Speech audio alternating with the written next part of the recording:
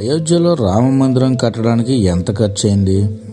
అయోధ్యలో రామ మందిరం కట్టడానికి 1800 కోట్లు ఖర్చు అయిందని అందరికీ తెలిసిన విషయమే. కానీ చాలామంది ఈ 1800 కోట్లు ప్రజల డబ్బు, ఇదంతా ఇండియన్ ట్యాక్స్ మనీ కదా, వాటితో స్కూల్స్, కాలేజెస్, రోడ్స్ ఇలా ఇండియాను డెవలప్ చేయండి అని వాళ్ళు అంటున్నారు. కానీ 1800 కోట్లు ప్రజల డబ్బు కాదు. కోర్టులో అయోధ్య కేసు గెలిచిన తర్వాత శ్రీరామ జన్మభూమి తీర్థక్షేత్ర ట్రస్ట్ అని ఒక ట్రస్ట్ని ఏర్పాటు చేస్తే దానికి 3600 కోట్లు ఇప్పటి వరకు విరాళంగా వచ్చాయి. ఆ విరాళాలు ఇచ్చిన అనేక మంది సెలబ్రిటీస్లో మన టాలీవుడ్ హీరో పవన్ కళ్యాణ్ కూడా ఉన్నారు.